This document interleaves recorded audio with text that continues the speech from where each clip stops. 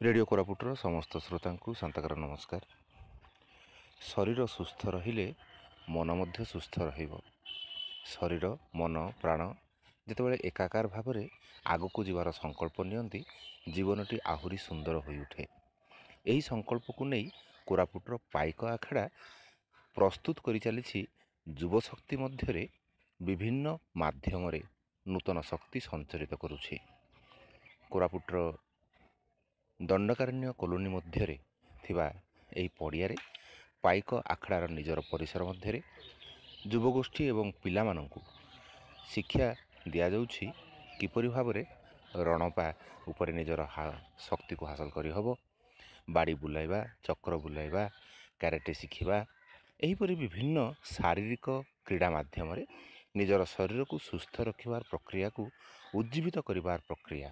ଏହି ପ୍ରୟାସ ନିଶ୍ଚିତ ଭାବରେ ଆନନ୍ଦଦାୟକ। ପ୍ରତିଦିନ ସକାଳେ 5ଟା ସମୟରୁ ସକାଳ 7ଟା ପର୍ଯ୍ୟନ୍ତ ଏହି ଯୁବକ ଏବଂ ପିଲାମାନେ ନିଜକୁ ପ୍ରସ୍ତୁତ କରିଥାନ୍ତି ଏକ ନୂତନ ଜୀବନ ପାଇଁ, ଏକ ନୂତନ ଜୀବନର ଧାରା ପାଇଁ।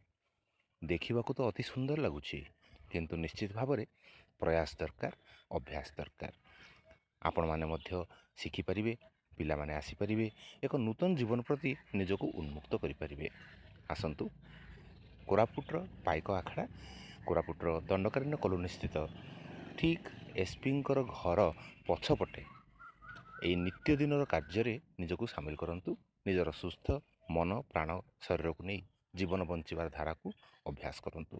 ଆଶା କରୁଛୁ ଆପଣ ବି ଆନନ୍ଦରେ ଏହି କଳାକୁ ଶିଖିବେ, ଏହି ଶାରୀରିକ କ୍ରୀଡ଼ାକୁ ଆପଣାଇବେ ଏବଂ ଅନେକ ନୂତନ ଜୀବନର ନୂତନ ଶକ୍ତିକୁ ସଞ୍ଚରିତ କରିବା ପାଇଁ ସତତ ବ୍ରତୀ ହେବେ।